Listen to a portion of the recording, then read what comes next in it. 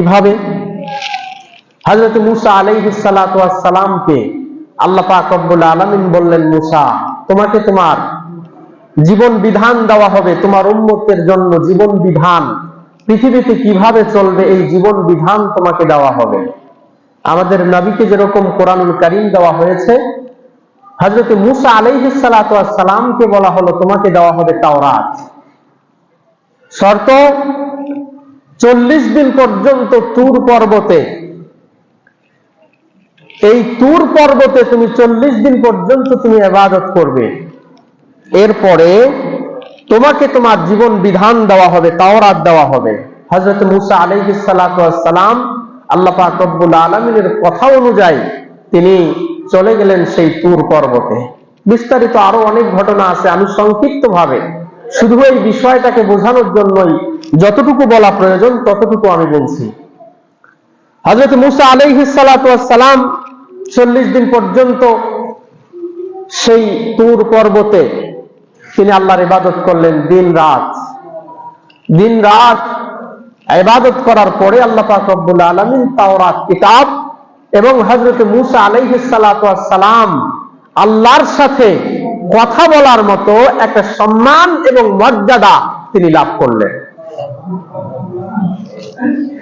হযরত মূসা আলাইহিস সালাতু ওয়াস সালাম যখন আল্লাহ পাক রব্বুল আলামিনের সাথে কথা বললেন, কথা বলার পরে আল্লাহর আওয়াজ শুনে আল্লাহর সাথে কথা বলে এত তৃপ্তি, এত স্বাদ, এত মধু, এত আকর্ষণ সৃষ্টি হয়ে গেল। তিনি আল্লাহ পাক রব্বুল আলামিনের কাছে আবদার করে বললেন, হে আল্লাহ, পর্দা সরায় ফেলুন, আমি আপনাকে সচক্ষে দেখতে চাই। যে আল্লাহ পাক রব্বুল আলামিনের কথা এত সুন্দর, সেই আল্লাহ পাক রব্বুল আলামিন না জানি দেখতে কত সুন্দর। তিনি আবেদন করে বসলেন আল্লাহ পাক রব্বুল আলামিনের কাছে। আল্লাহ বললেন, মূসা, তুমি তো আমাকে দেখতে পাবে না, দুনিয়ার এই চর্ম চক্ষু দিয়ে তুমি আমাকে দেখতে পাবে না। আমরা জানি যে হযরত মূসা আলাইহিস সালাতু ওয়াস সালাম একটু জালালি তবিয়ত, একটু আবদার টাইপের মানুষ ছিলেন। তিনি যেটা বলেন ওটা যতক্ষণ পর্যন্ত হাসিল হয় না ততক্ষণ পর্যন্ত তিনি তার সেটার উপরেই তিনি দৃঢ় থাকেন। তিনি আল্লাহকে বললেন, না আল্লাহ, আমি দেখব। আল্লাহ পাক রব্বুল আলামিন শর্ত জুড়ে দিলেন। আল্লাহ বললেন, মূসা, তুমি তো আমাকে দেখতে পারবে না, আচ্ছা ঠিক আছে, আমি আমার সামান্য কিছু কিরণ, নূরের তাজাল্লি, এই যে পাহাড় আছে এই পাহাড়ের উপরে আমি ফেলবো। যদি পাহাড় স্থির থাকতে পারে তাহলে মূসা তুমিও আমাকে দেখতে পাবে, আর যদি পাহাড় স্থির থাকতে না পারে তাহলে তুমি আমাকে দেখতে পাবে। হযরত মূসা আলাইহিস সালাতু ওয়াস সালাম বললেন, ঠিক আছে। আল্লাহ পাক রব্বুল আলামিন তার নূরের সামান্য তাজাল্লি সেই পাহাড়ের উপরে ফেললেন। পাহাড়ের উপরে ফেলার সঙ্গে সঙ্গে পাহাড় চূর্ণ বিচূর্ণ হয়ে গেল। মূসা আলাইহিস সালাতু ওয়াস সালাম বেহুশ হয়ে গেলেন। সুবহানাল্লাহ। আল্লাহ পাক রব্বুল আলামিন এই কথাটা কোরআনুল কারীমের সূরা আল আরাফের 143 নম্বর আয়াতের মধ্যে সুন্দর করে উল্লেখ করেছেন। আল্লাহ বলছেন, ওয়ালাম্মা জাআ মূসা লিমিকাতিনা ওয়া কাল্লামাহু রাব্বুহু ক্বালা রাব্বি আরিনি আনজুর ইলাইক ক্বালা লান তারানি ওয়ালাকিন ইনজুর ইলাল জাবাল ফাইন ইসতাকাররা মাকানাহু ফাসাওফা তারানি فلما تجلى ربه للجبل جعله دكا وخر موسى صعقا فلما أفاق قال سبحانك تبت إليك وأنا أول المؤمنين। হযরত মূসা আলাইহিস সালাতু ওয়াস সালাম যখন নির্ধারিত জায়গায় চলে গেলেন, অর্থাৎ তুর পর্বতে চলে গেলেন, আল্লাহ পাক রব্বুল আলামিনের সাথে কথা বললেন। ক্বালা রাব্বি আরিনি আনজুর ইলাইক, হে আল্লাহ, আপনি দেখা দিন, আমি আপনাকে দেখব।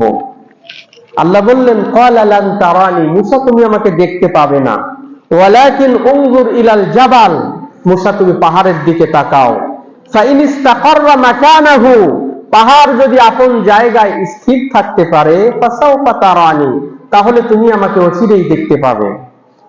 ফালাম্মা তাজাল্লা রাব্বুহু লিল জাবাল জাআলাহু দাক্কা, আল্লাহ পাক রব্বুল আলামিনের তাজাল্লি, নূর, আলো, কিরণ যখন পাহাড়ের মধ্যে আল্লাহ পাক রব্বুল আলামিন নিক্ষেপ করলেন, জাআলাহু দাক্কা, পাহাড় চূর্ণ বিচূর্ণ হয়ে গেল। ওয়া খাররা মূসা সাইকা, মূসা আলাইহিস সালাতু ওয়াস সালাম বেহুশ হয়ে পড়ে গেলেন। ফালাম্মা আফাকা, যখন তার হুঁশ ফিরে আসলো, ক্বালা সুবহানাক, হে আল্লাহ আপনি, তিনি বললেন হে আল্লাহ আপনি পুত পবিত্র, তুবতু ইলাইকা, আমি তওবা করে আপনার দিকে ফিরে আসছি। ওয়া আনা আউয়ালুল মুমিনিন, আমি হচ্ছি প্রথম মুমিনদের অন্তর্ভুক্ত। সূরা আল আরাফ 143 নম্বর আয়াতে আল্লাহ পাক রব্বুল আলামিন হযরত মূসা আলাইহিস সালাতু ওয়াস সালামের এই ঘটনাকে সুন্দর করে তুলে ধরেছেন। তাহলে বোঝা গেল যে আল্লাহ পাক রব্বুল আলামিনের দিদার, আল্লাহকে দেখা এই পৃথিবীতে থেকে সম্ভব নয়।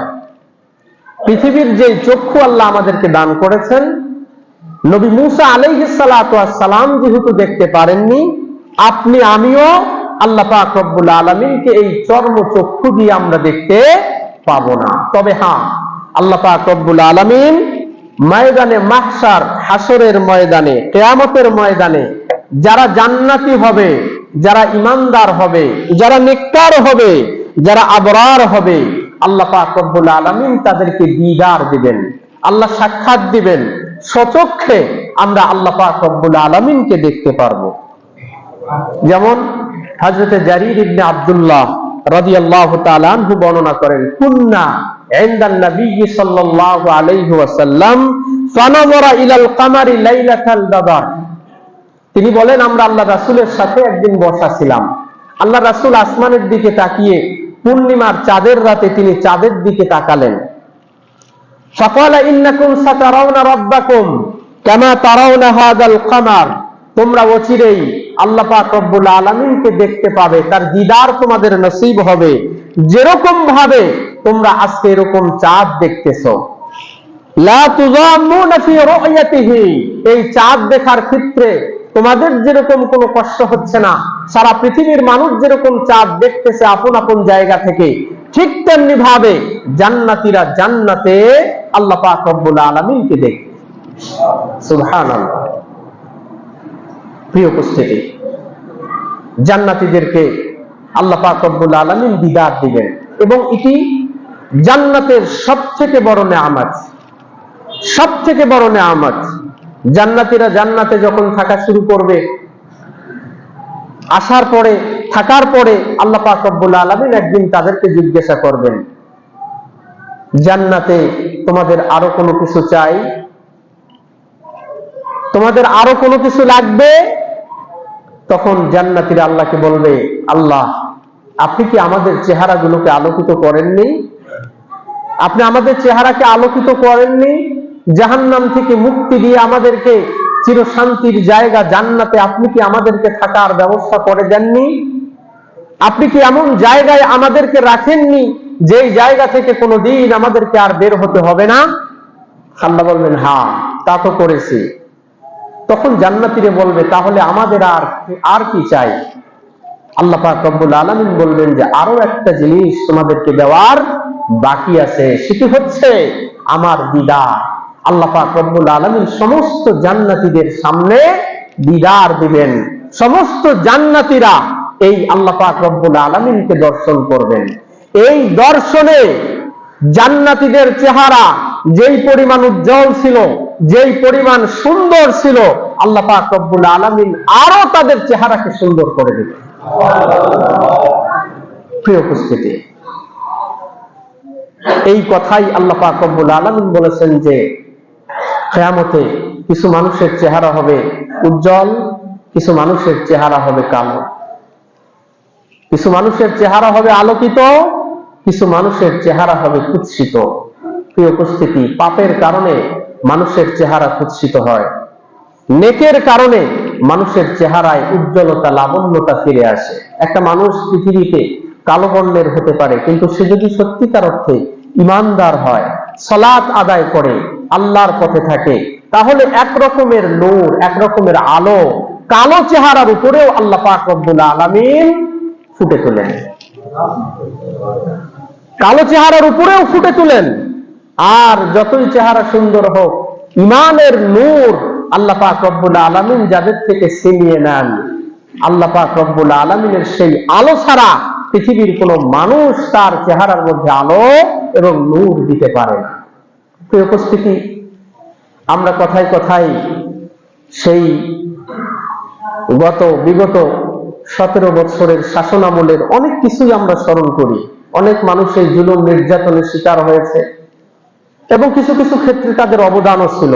বিশেষ করে যেই মানুষগুলো প্রথম সারিতে ছিল, যাদের মাধ্যমে মানুষ নির্যাতিত হয়েছে, সংবাদপত্রের মাধ্যমে আমরা যেই বিষয়গুলো জানতে পেরেছি। আমাদের একজন মিনিস্টার, একজন মন্ত্রী গত 2-3 দিন আগেই সম্ভবত ইন্ডিয়ার একটি সংবাদ মাধ্যমে একটি সাক্ষাৎকার দিয়েছে। আপনি যদি তার চেহারার দিকে তাকান, আপনি বুঝতে পারবেন ব্যবধানটা, যে বাংলাদেশে থাকা অবস্থায় যে মিনিস্টারের চেহারায় একরকমের উজ্জ্বলতা ছিল, সেটি বাহ্যিক উজ্জ্বলতা, ইমানের কথা বাদেই দিলাম, বাহ্যিক উজ্জ্বলতা ছিল। এই অল্প কিছুদিনের ব্যবধানে আল্লাহ পাক রব্বুল আলামিন তার চেহারার মধ্যে এত অন্ধকার ঢেলে দিয়েছে যে সারা পৃথিবীর মানুষ বলছে যে যেই মিনিস্টার বাংলাদেশে তার ক্ষমতা, প্রভাব, প্রতিপত্তি, যার হাতের ইশারায় সারা বাংলাদেশের প্রশাসন চলতো, সেই মানুষটার আজকে কি অবস্থা হয়েছে। প্রিয় উপস্থিতি, ইমানের নূর সব থেকে বড় নূর। আপনার দুনিয়াতে ক্ষমতা, প্রভাব, প্রতিপত্তি নাও থাকতে পারে, কিন্তু ইমান নামক সম্পদ যদি আল্লাহ পাক রব্বুল আলামিন আপনাকে দান করে থাকেন, তাহলে এই পৃথিবীর সবকিছু থেকে উত্তম হচ্ছে সেই ঈমান। আল্লাহ সেই ঈমানে আমাদেরকে ঈমানদার হওয়ার তৌফিক দান করুন, আল্লাহুম্মা। প্রিয় উপস্থিতি, বলতেছিলাম যে আল্লাহ পাক রব্বুল আলামিনকে ভয় করার উদ্দেশ্য এমন নয় যে আল্লাহ পাক রব্বুল আলামিনের সত্তা, আল্লাহ পাক রব্বুল আলামিনের আকার ভয়ঙ্কর, এই কারণেই আল্লাহ পাক রব্বুল আলামিন বলেছেন যে আমাকে ভয় করো। বরং তিনি বুঝাতে চেয়েছেন, বান্দা তোমরা আমার আযাবকে ভয় করো, তোমরা আমি আল্লাহ পাক রব্বুল আলামিনের নির্দেশকে পালন করো, এমন এমন কাজ করো যেই কাজ করলে পরে তোমরা জাহান্নাম নামক ভয়ানক শাস্তি থেকে তোমরা বাঁচতে পারবে। এটি হচ্ছে আল্লাহ পাক রব্বুল আলামিনের বলার উদ্দেশ্য। ওয়াত্তাকুল্লাহ, আল্লাহকে ভয় করো, এটি হচ্ছে আল্লাহকে ভয় করার অর্থ। প্রিয় উপস্থিতি, এই তাকওয়া, আল্লাহর ভয়, সূরা হুজরাতে আল্লাহ পাক রব্বুল আলামিন বলেছেন ইত্তাকুল্লাহ। পুরা কোরআনে আল্লাহ পাক রব্বুল আলামিন এই ধরনের শব্দ ইত্তাকুল্লাহ, ওয়াত্তাকুল্লাহ, ফাত্তাকুল্লাহ এই ধরনের শব্দ ব্যবহার করেছেন 55 বার। 55 বার ইত্তাকুল্লাহ, আল্লাহকে ভয় করো, এই শব্দ তিনি ব্যবহার করেছেন। এই বারংবার এই শব্দের মাধ্যমে আল্লাহ পাক রব্বুল আলামিন আমাদেরকে বুঝাতে চেয়েছেন এই আল্লাহর ভয় এটি ছোটখাটো কোনো বিষয় নয়, এটি অত্যন্ত গুরুত্বপূর্ণ বিষয়। এর লাভ অনেক বেশি, এবং এই আল্লাহর ভয় থেকে কেউ যদি গাফেল থাকে, বেখবর থাকে, এর ক্ষতি অত্যন্ত ভয়াবহ। আল্লাহ পাক রব্বুল আলামিন বারবার এই কথার মাধ্যমে পৃথিবীর মানুষদেরকে বোঝাতে চেয়েছেন যেটি কত গুরুত্বপূর্ণ একটি বিষয়। প্রিয় উপস্থিতি, তাকওয়া, আল্লাহর ভয়। এই তাকওয়া শব্দের অর্থ কি? আমরা সব সময় এই শব্দটার সাথে পরিচিত যে আল্লাহ তাকওয়া, তাকওয়া অর্জন করো।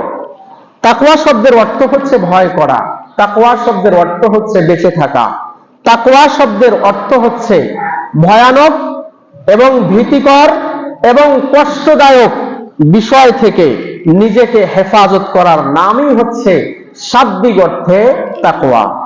তবে শরীয়তের পরিভাষায় আল্লাহ এবং আল্লাহর রাসূলের জীবন এবং বিধান মোতাবেক জীবন পরিচালনা করা এবং যাবতীয় গুনাহ থেকে বেঁচে থাকা এবং যাবতীয় গুনাহ থেকে নিজের অঙ্গ প্রত্যঙ্গগুলোকে হেফাজত করার নামই হচ্ছে তাকওয়া। আল্লাহ রাসূলের বিধান মান্য করা, আল্লাহ এবং আল্লাহর রাসূল যেই সমস্ত বিষয় থেকে নিষেধ করেছেন সেগুলো থেকে দূরে থাকা এবং নিজের হাত, পা, চোখ, কান, নাক যত অঙ্গ প্রত্যঙ্গ আছে সমস্ত অঙ্গ প্রত্যঙ্গগুলোকে গুনাহের কাজ থেকে বিরত রাখার নামই হচ্ছে তাকওয়া। এরপরে বিখ্যাত জীবনী লেখক সৈয়দ সুলাইমান নদভী রাহিমাহুল্লাহ তিনি এই তাকওয়া শব্দটাকে এরকম ভাবে ব্যাখ্যা করেছেন যে আরবিতে তাকওয়া শব্দের অর্থ হচ্ছে বেঁচে থাকা, কিন্তু মুহাম্মদ সাল্লাল্লাহু আলাইহি ওয়াসাল্লাম যেই পরিভাষায় তাকওয়াটাকে ব্যবহার করেছেন এটা হচ্ছে যে নিজের ভিতরে সদা সর্বদা এমন একটা অবস্থাকে জাগ্রত রাখা যে আমার সঙ্গে সদা সর্বদা আল্লাহ পাক রব্বুল আলামিন হাজির এবং নাজির, আল্লাহ পাক রব্বুল আলামিনের ক্ষমতা, আল্লাহ পাক রব্বুল আলামিনের দৃষ্টি, আল্লাহ পাক রব্বুল আলামিনের নিগরানি সব সময় উপস্থিত। সুতরাং আমি যেই কাজেই করি না কেন সর্ব অবস্থায় আল্লাহ পাক রব্বুল আলামিন আমাকে স্মরণ করেছেন, আমাকে লক্ষ্য রেখেছেন, এরকম একটা অবস্থা অন্তরের ভিতরে জাগ্রত করার নামই হচ্ছে তাকওয়া।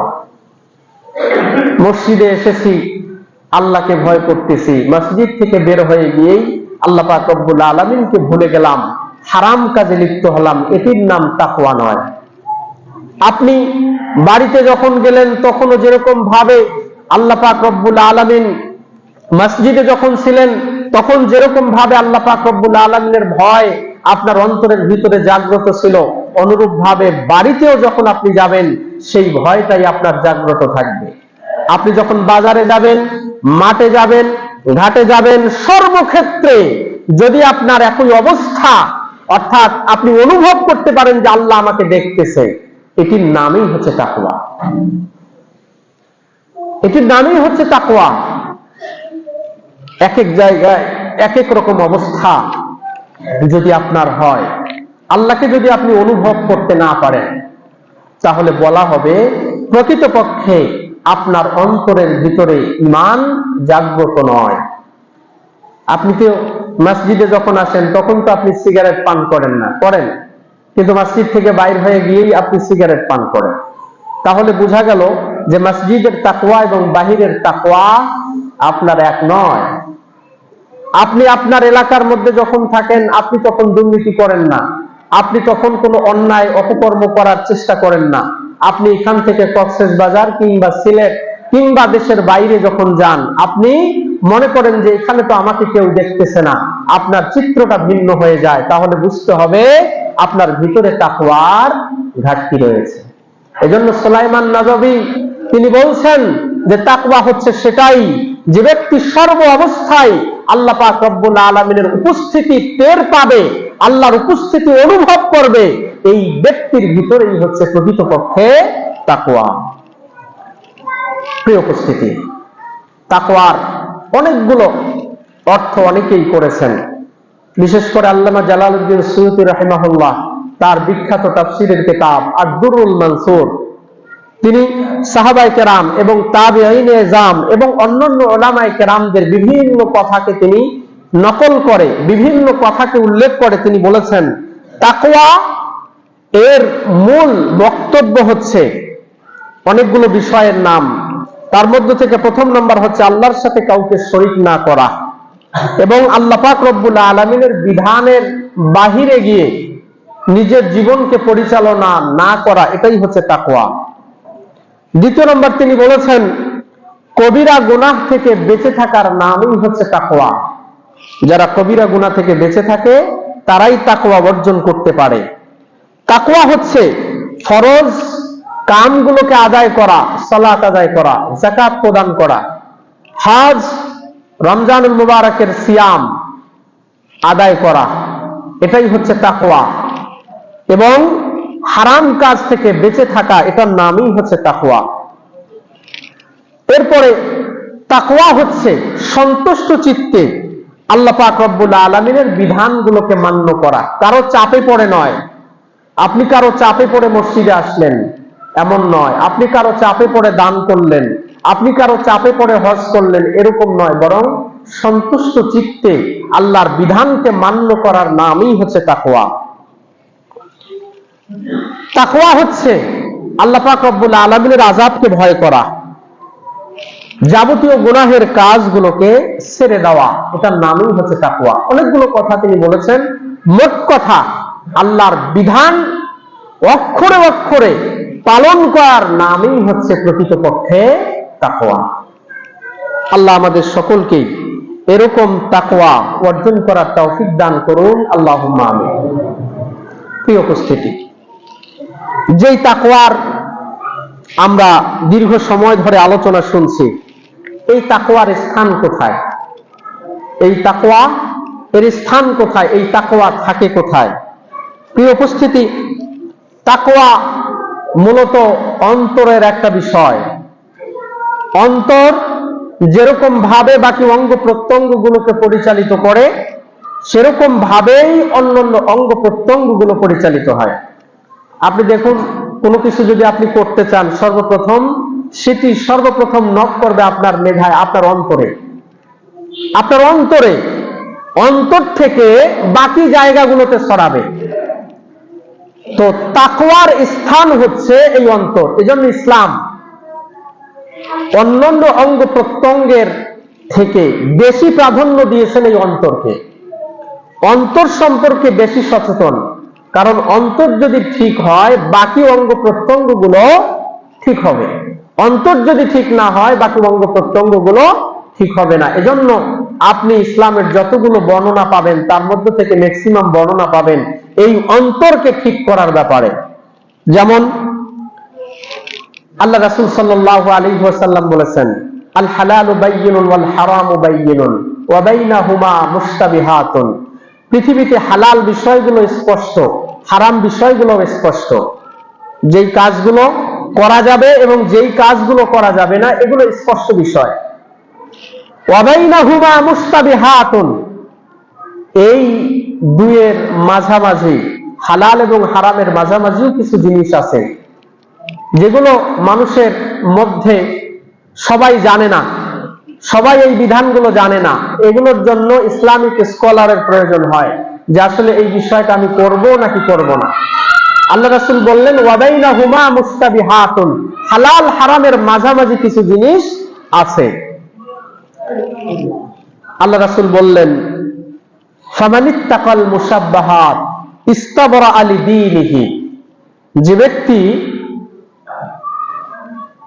এই মুশাব্বাহাত সন্দেহযুক্ত বিষয়গুলো থেকে বিরত থাকে, সে ব্যক্তি ইস্তাবরা লিদীনিহি, তার দ্বীনকে মুক্ত করলো, সেই ব্যক্তি নিজেকে মুক্ত করলো। যেমন ধরে নেওয়া যেতে পারে, অনেকেই জিজ্ঞাসা করে আমাদের বাংলাদেশের ব্যাংকিং যে সিস্টেম আছে, এই ব্যাংকিং সিস্টেম 100% সুদ মুক্ত নয়। অনেকেই দেখা যায় যে লক্ষ লক্ষ টাকা সেই ব্যাংকের মধ্যে রেখে প্রতি মাসে সেখান থেকে একটা নির্ধারিত পরিমাণ ইন্টারেস্ট, একটা লাভ সেখান থেকে আসে, এবং সেরকম ভাবেই আমরা অনেকেই আমাদের সংসার পরিচালনা করি। তো এই বিষয়ে যখন ফতোয়া আসে তখন অনেকেই বলে যে যেহেতু বাংলাদেশের মধ্যে 100% আপনার শরিয়া মোতাবেক ব্যাংকিং সিস্টেম নাই, সুতরাং এরকম জায়গা থেকে যেই ব্যাংকগুলো ইসলামী ব্যাংক হিসাবে নিজেদেরকে পরিচালিত করেছে, এরকম ব্যাংক থেকেও এই এফডিআর বা নির্ধারিত পরিমাণ টাকা রেখে সেখান থেকে ভক্ষণ করার সুযোগ নাই, কারণ সুদের ছিটাফোঁটা সেই ইসলামী ব্যাংকগুলোতেও আছে।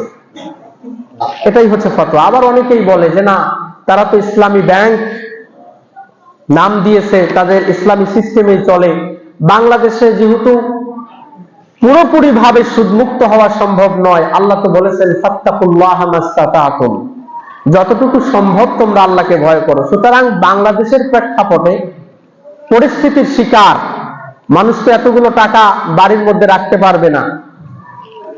ব্যাংকেই তো তাকে রাখতে হবে, সুতরাং সেখান থেকে পাওয়া টাকা তার জন্য কি হবে? বৈধ হবে। এখন আপনি দুই রকমেরই ফতোয়া আপনি পাইলেন, তো পাওয়ার পরে আপনার সন্দেহ সৃষ্টি হলো যে আপনি কোনটা করবেন, এটা করব না ওটা করব। তা আপনার ইমানের তাকাজা হচ্ছে, ইমানের চাহিদা হচ্ছে আপনি এরকম ভাবে যেই ব্যাংকগুলোতে সুদ আছে বা বাংলাদেশের যত ব্যাংক আছে সবগুলোতেই যদি ধরে নেই যে সুদ আছে, এরকম ব্যাংক থেকে পাওয়া মুনাফা টাকা আপনি আপনার নিজের জন্য বৈধ মনে করবেন না। এটাই হচ্ছে ইমানের তাকাজা। কিছু কিছু ওলামায়ে কেরামের ফতোয়া অনুযায়ী যদি আপনি আমল করেন, তাহলে ওই যে একটা সন্দেহযুক্ত বিষয়ের মধ্যে আপনি পড়ে থাকলেন, এই সন্দেহযুক্ত বিষয়ের মধ্যে পড়ে থাকতে থাকতে একটা সময় দেখা যাবে যে আপনি হারাম কাজের মধ্যে আপনি লিপ্ত হয়ে যাওয়ার একটা সম্ভাবনা আছে। প্রিয় উপস্থিতি, সেটাই আল্লাহ রাসূল বলছেন, ফামানিত্তাকাল মুসাব্বাহাত, যারা এরকম সন্দেহযুক্ত বিষয় থেকে নিজেকে হেফাজত করলো, ইস্তাবরা আলি দীনিহি, তারা তার দ্বীনকে হেফাজত করলো, ওয়া ইরদিহি, তারা তার সম্মানকে হেফাজত করলো, ওয়ামান ওয়াকা ফিশ শুবহাত কারাইন ইয়ারআ হাওলাল হিমা ইউশিকু আইয়াকিয়াহু, আর যারা এই সন্দেহযুক্ত বিষয়ের মধ্যে পতিত হলো, তার উদাহরণ হচ্ছে ওইরকম রাখালের মতো, যেই রাখাল বর্ডার এলাকার মধ্যে তার পশুগুলো চড়ায়, পশু চড়ায়, গরু ছাগল মহিষ বর্ডার এলাকার মধ্যে সে চড়াচ্ছে, যে কোনো সময় বর্ডারকে ক্রস করে সে অন্য দেশের মধ্যে চলে যাবে। আপনি যদি ধান ক্ষেতের পাশেই আপনি গরু ছাগলকে বাঁধেন, যে কোনো সময় আপনার গরু ছাগল তো সেই ধান ক্ষেত খেয়ে ফেলতে পারে। তো আপনি ওই সন্দেহযুক্ত বিষয়গুলোর মধ্যে যখন বিচরণ করতেছেন, তার মানে আপনি হারামের কাছাকাছি জায়গার মধ্যে আছেন, যে কোনো সময় আপনি হারামের মধ্যে চলে যেতে পারেন। আল্লাহ রাসূল বললেন, আলা ওয়া ইন্না হিমাল্লাহি মাহারিমাহু, জেনে রাখো, মাহারিমাহু, জেনে রাখো আল্লাহ পাক রব্বুল আলামিনের সংরক্ষিত এলাকা, বর্ডার এলাকা হচ্ছে হারাম, যেন তোমরা সেই হারামের মধ্যে ঢুকে না পড়ো, এটি তোমাদেরকে সাবধান করা হচ্ছে।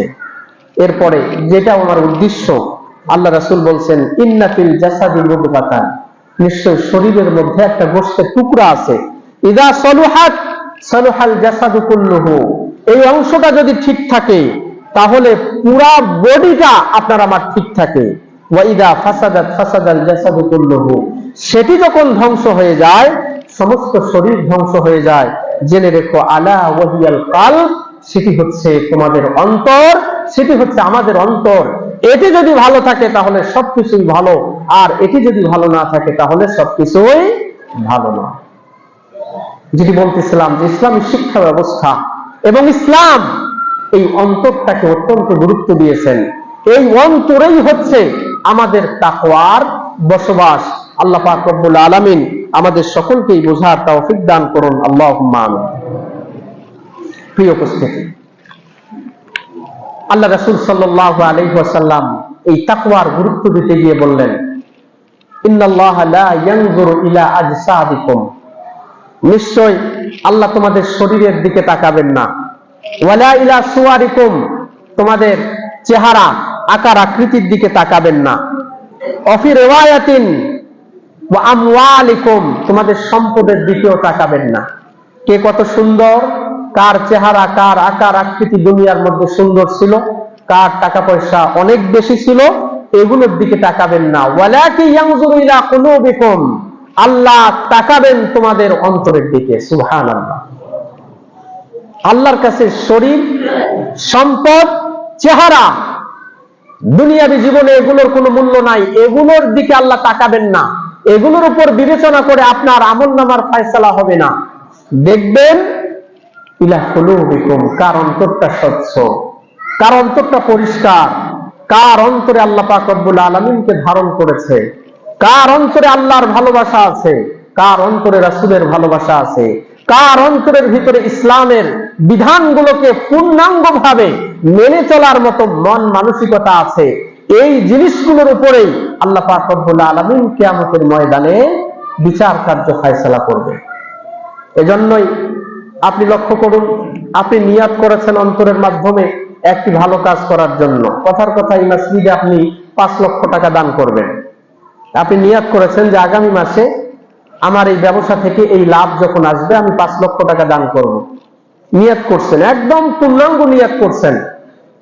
তো দেখা গেল যে ওই টাকাটা আপনার হাতে আসার আগেই আল্লাহ পাক রব্বুল আলামিন আপনার এই দুনিয়াবী জীবনের হায়াতটাকে সমাপ্ত করে দিলেন, অর্থাৎ আপনার ইন্তেকাল হয়ে গেল। রাসূল সাল্লাল্লাহু আলাইহি ওয়াসাল্লামের কথা অনুযায়ী, তার হাদিস মোতাবেক ওই 5 লক্ষ টাকা দান করার সওয়াব আপনার আমলনামার মধ্যে আল্লাহ পাক রব্বুল আলামিন লিপিবদ্ধ করে দেবেন। অন্তরের গুরুত্ব, অন্তরের নিয়ত, এটি অত্যন্ত গুরুত্বপূর্ণ। এজন্য ইসলামের সহিহুল বুখারীর প্রথম হাদিস, ইন্নামাল আমালু বিন্নিয়াত, নিঃসন্দেহে, নিশ্চয় সমস্ত কাজ নির্ভর করে মানুষের নিয়তের উপরে। আর নিয়তের বসবাস অন্তরে। কোন ব্যক্তির নিয়ত যদি সহি হয়, আল্লাহ পাক রব্বুল আলামিন তার পূর্ণ জাযা এবং পূর্ণ প্রতিদান আল্লাহ পাক রব্বুল আলামিন তার আমলনামার মধ্যে লিপিবদ্ধ করে দেন। প্রিয় উপস্থিতি, আজকে এই তাকওয়ার অধিকারী আমাদের সকলকেই হতে হবে। এজন্য সাহাবায়ে কেরামরা তাকওয়ার চর্চা করতেন, একে অপরকে জিজ্ঞাসা করতেন। প্রখ্যাত সাহাবী হযরত ওমর হযরত উবাই ইবনে কাবকে জিজ্ঞাসা করতেছেন যে তাকওয়া কি জিনিস। এর অর্থ এমন নয় যে তিনি জানতেন না, তিনিও তো রাসূলের প্রসিদ্ধ সাহাবী, ওনারা চর্চা করতেন। তো হযরত উবাই ইবনে কাব তেনাকে বললেন, হাল আখাযতা তারিকান যা শাওকিন, হে ওমর, তুমি কি কখনো কাঁটাওয়ালা জমিন দিয়ে চলেছো, কাঁটাওয়ালা পথ দিয়ে চলেছো, যেই পথের এদিকে কাঁটা ওদিকে কাঁটা, অর্থাৎ কাঁটাওয়ালা রাস্তা দিয়ে কি তুমি কখনো চলেছো? হযরত ওমর বললেন, হ্যাঁ, আমি তো চলেছি, এরকম রাস্তা দিয়ে চলেছি যার ডানে এবং বামে কাঁটায় কাঁটা। হযরত উবাই ইবনে কাব বললেন, এই রাস্তা দিয়ে যখন তুমি চলেছো কিরকম ভাবে চলেছো? হযরত ওমর ফারুক রাদিয়াল্লাহু তাআলা আনহু বললেন যে আমি যখন চলতাম এরকম রাস্তা দিয়ে, তখন আমার লুঙ্গিটাকে গুটিয়ে নিতাম, আমার জামাটাকে গুটিয়ে নিতাম, খুবই সতর্কতার সাথে আমি পা ফেলতাম, যেন আমার পায়ে কোনোভাবেই কাঁটা বিঁধে না যায় এবং যাতে আমি কোনো রকমের কোনো কষ্ট না পাই। হযরত উবাই ইবনে কাব বললেন, ফাযাকাত তাকওয়া, এটি হচ্ছে তাকওয়া। কিভাবে? এই দুনিয়াতে চলতে গেলে বিভিন্ন রকমের পাপের পথ তোমাকে মারি দিতে হবে, বিভিন্ন পাপের পথ তোমার ডানে বামে সামনে পিছনে সবগুলো দিকেই তোমাকে পাপ ঘিরে নেবে, শয়তান তোমাকে ঘিরে নেবে। শয়তান যে কোনো ভাবে চাইবে তোমাকে আল্লাহ পাক রব্বুল আলামিনের পথ থেকে বিচ্ছিন্ন করে কিভাবে তার পথে অর্থাৎ শয়তানের পথে নিয়ে যাওয়া যায়। পৃথিবীতে যারা এরকম পথ চলতে গিয়ে, যারা খুবই সতর্কতার সাথে সুদের পথে চলবে না, ঘুষের পথে চলবে না, অন্যায়ের পথে চলবে না, অবিচারের পথে চলবে না, হারামের পথে চলবে না, এরকম মানুষটাই হচ্ছে মূলত তাকওয়াবান, আর এটিকেই বলা হয় তাকওয়া। এজন্য একজন কবি তিনি বলেছেন, খাল্লিদ দুনুবা সাগীরাহা ওয়া কাবীরাহা যাকাত তুকা, ছেড়ে দাও সগীরা গুনাহকে, কবিরা গুনাহকে, এটাই হচ্ছে তাকওয়া। ওয়াসনা কামাশি ফাওকা আরদিন আশ-শাওকি ইয়াহযারু মা ইয়ারা, তুমি যেরকম ভাবে কাঁটাওয়ালা জমিনের মধ্যে যেরকম ভাবে পথ চলো সতর্কতার সাথে, এটাই হচ্ছে তাকওয়া। লা তাহকিরান্না সাগীরাতান ইন্নাল জিবালা মিনাল হিসা, পৃথিবীর কোন গুনাহকে তুমি ছোট মনে করো না, পৃথিবীর কোন গুনাহকে তুমি ছোট মনে করো না, কারণ ইন্নাল জিবালা মিনাল হিসা, ছোট্ট ছোট্ট পাথর, অল্প অল্প পাথর দিয়েই একটি পাহাড় তৈরি হয়। ঠিক অনুরূপ ভাবে ছোট ছোট গুনাহ করতে করতে একসময় কবিরা গুনাহ করতে করতে একসময় পাপের পাহাড় আপনার আমার জন্য তৈরি হবে, এবং যখন আপনার আমার জন্য পাপের পাহাড় তৈরি হবে তখন আর আপনার আমার অন্তরের ভিতরে তাকওয়া থাকবে। এজন্য গুরুত্বপূর্ণ বিষয় হলো পৃথিবীতে পথ চলতে হলে খুবই সতর্কতার সাথে পথ চলতে হবে। আপনার আশেপাশে যেই গুনাহ সরাসরি গুলো আছে, এই গুনাহগুলো থেকে আপনাকে ফিরে আসতে হবে। এটাই হচ্ছে তাকওয়া। আল্লাহ পাক রব্বুল আলামিন 55 বার এই ওয়াত্তাকুল্লাহ, আল্লাহকে ভয় করো, এর অর্থই হচ্ছে এটা যে আপনি পৃথিবীতে পথ চলবেন খুবই সাবধানে এবং আল্লাহ পাক রব্বুল আলামিনকে ভয় করবেন। এটাই হচ্ছে প্রকৃতপক্ষে তাকওয়ার অর্থ। আল্লাহ আমাদের সবাইকে বুঝার তৌফিক দান করুন, আল্লাহুম্মা আমিন। প্রিয় উপস্থিতি, পৃথিবীতে যতগুলো ইবাদত আপনাকে আমাকে দেওয়া হয়েছে, তার অর্থই হচ্ছে তাকওয়া অর্জন করা। যত ইবাদত আছে, আপনি সালাত বলেন, সিয়াম বলেন, যাকাত বলেন, যতগুলো ইবাদত আছে সবগুলোর অর্থই হচ্ছে তাকওয়া। দেখুন, পৃথিবীতে যা কিছু আল্লাহ পাক রব্বুল আলামিন সৃষ্টি করেছেন, এই সব কিছু আমাদের জন্য, আমরা যাতে তাদের মাধ্যমে উপকৃত হতে পারি, আমরা যাতে তাদেরকে কাজে লাগাতে পারি। খাবার দাবার, বাহন থেকে শুরু করে পৃথিবীর যা কিছু আছে সব কিছু মানুষের সেবার জন্য। আর মানুষকে সৃষ্টি করা হয়েছে আল্লাহর ইবাদতের জন্য। আল্লাহ বলেছেন, ওয়া খালাকতুল জিন্না ওয়াল ইনসা ইল্লা লিয়াবুদুন, মানুষকে সৃষ্টি করা হয়েছে একমাত্র তার ইবাদতের জন্য। এখন সেই ইবাদতটা কেন? আল্লাহ বলছেন, ইয়া আইয়ুহান নাস উবুদু রাব্বাকুমুল্লাযী খালাকাকুম ওয়াল্লাযীনা মিন ক্বাবলিকুম লাআল্লাকুম তাত্তাকুন। হে ঈমানদার সম্প্রদায়, হে মানুষ সকল, তোমরা আল্লাহর ইবাদত করো।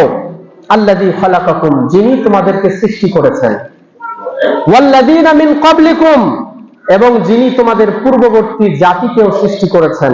কেন? লাআল্লাকুম তাত্তাকুন, যাতে তোমরা মুত্তাকী হতে পারো। তাহলে ইবাদতের উদ্দেশ্য কি? তাকওয়া। ইবাদত কেন করব? যাতে আমরা মুত্তাকী হতে পারি। একভাবে আল্লাহ পাক রব্বুল আলামিন এখানে বলে দিলেন। এরপরে আমরা রমজানুল মুবারকের সিয়াম সাধনা করি, 1 মাস ব্যাপী আমরা সিয়াম রাখি। এই সিয়ামটা কেন আল্লাহ দিয়েছেন? প্রসিদ্ধ আয়াত, আল্লাহ বলেছেন, ইয়া আইয়ুহাল্লাযীনা আমানু কুতিবা আলাইকুমুস সিয়াম কামা কুতিবা আলাল্লাযীনা মিন ক্বাবলিকুম লাআল্লাকুম তাত্তাকুন। তোমাদের জন্য সিয়ামকে লিখে দেওয়া হলো, ফরজ করে দেওয়া হলো। কেন? যেরকম তোমাদের পূর্ববর্তী উম্মতের জন্য, পূর্ববর্তী জাতির জন্য এই সিয়ামকে দেওয়া হয়েছিল। উদ্দেশ্য কি? লাআল্লাকুম তাত্তাকুন, যাতে তোমরা মুত্তাকী হতে পারো। তাহলে ইবাদতের উদ্দেশ্য মুত্তাকী হওয়া, সিয়ামের উদ্দেশ্য হচ্ছে মুত্তাকী হওয়া। এরপরে হচ্ছে হজ। হজের ব্যাপারে আল্লাহ পাক রব্বুল আলামিন বলেছেন, আল হাজ্জু আশহুরুম মা'লুমাত, হজ হবে নির্ধারিত মাসে। ফামান ফারাদা ফীহিন্নাল হাজ্জা ফালা রাফাসা ওয়ালা ফুসুকা ওয়ালা জিদালা ফিল হজ। এই হজের মধ্যে তারা অশ্লীলতা করবে না, পাপ করবে না, মানুষের সাথে ঝগড়া করবে না। ওয়ামা তাফআলু মিন খাইরিন ইয়ালামুহুল্লাহ, আর তোমরা যেই কল্যাণকর ভালো কাজ করো আল্লাহ পাক রব্বুল আলামিন সে সম্পর্কে অবগত। ওয়া তাযাওয়াদু ফা ইন্না খায়রাজ যাদি আত-তাকওয়া, তোমরা সম্বল রেডি করো, প্রস্তুত করো। ফা ইন্না খায়রাজ যাদি আত-তাকওয়া, আর উত্তম সম্বল, উত্তম প্রস্তুতি হচ্ছে তাকওয়া। হজের সফরে উত্তম প্রস্তুতি, উত্তম সম্বল হচ্ছে আপনার তাকওয়া। আল্লাহ বলছেন, ওয়াত্তাকুনি ইয়া উলিল আলবাব, হে জ্ঞানী সম্প্রদায়, ওয়াত্তাকুনি, আমাকেই তোমরা ভয় করো। এখানে হজের কথা আসছে। এই হজের উদ্দেশ্যের মধ্যেও আল্লাহ পাক রব্বুল আলামিন আল্লাহর ভয়টাকে জড়িয়ে দিয়েছেন, তাকওয়াটাকে জড়িয়ে দিয়েছেন। তাহলে বোঝা গেল হজটাও হচ্ছে আল্লাহ পাক রব্বুল আলামিনের ভয় অর্জন করার একটি মাধ্যম। সালাত যে আমরা আদায় করি, সালাত আদায় করার উদ্দেশ্য কি? সালাত আদায় করার উদ্দেশ্য হচ্ছে তাকওয়া। কেন? সালাতের গুরুত্ব বুঝাতে গিয়ে আল্লাহ পাক রব্বুল আলামিন বলেছেন, ইন্নাস সালাতা তানহা আনিল ফাহশাই ওয়াল মুনকার, নিশ্চয় নামাজ মানুষকে অশ্লীল এবং অশ্লীলতা, খারাপ কাজ থেকে মানুষকে বিরত রাখে। আর খারাপ কাজ থেকে বিরত রাখাটাই হচ্ছে তাকওয়া। একজন মানুষ যখন সালাত আদায় করবে, খারাপ কাজ থেকে বিরত থাকবে, আর খারাপ কাজ থেকে যখন একজন মানুষ বিরত থাকবে তখনই তার তাকওয়া অর্জন হবে। তাহলে বোঝা গেল এই সালাতের উদ্দেশ্য হচ্ছে একজন মানুষকে তাকওয়াবান করা। আমরা কোরবানির সময় কোরবানি করি, কোরবানির উদ্দেশ্য সম্পর্কে আল্লাহ পাক রব্বুল আলামিন বলেছেন, লা ইয়ানালাল্লাহু লুহুমুহা ওয়ালা দিমাউহা ওয়ালাকিন ইয়ানালুহুত তাকওয়া মিনকুম। আল্লাহর কাছে রক্ত পৌঁছে না, আল্লাহর কাছে গোশত পৌঁছে না, ওয়ালাকি ইয়ানালুহু তাকওয়া মিনকুম, আল্লাহর কাছে যে জিনিসটা পৌঁছে সেটি হচ্ছে তোমাদের অন্তর, তোমাদের তাকওয়া। প্রিয় উপস্থিতি, আমি যে জিনিসটা আপনাদেরকে বোঝাতে চাইলাম যে তাকওয়া এটি অত্যন্ত গুরুত্বপূর্ণ একটি আমল। এই পৃথিবীতে যত আমল আছে সব কিছু গিয়ে ওই তাকওয়ার মধ্যে গিয়েই সমাপ্ত হয়েছে। এগুলোর উদ্দেশ্যই হচ্ছে তাকওয়া। প্রিয় উপস্থিতি, আমরা যেই মসজিদ নির্মাণ করি, মসজিদ নির্মাণ করার উদ্দেশ্য হচ্ছে তাকওয়া।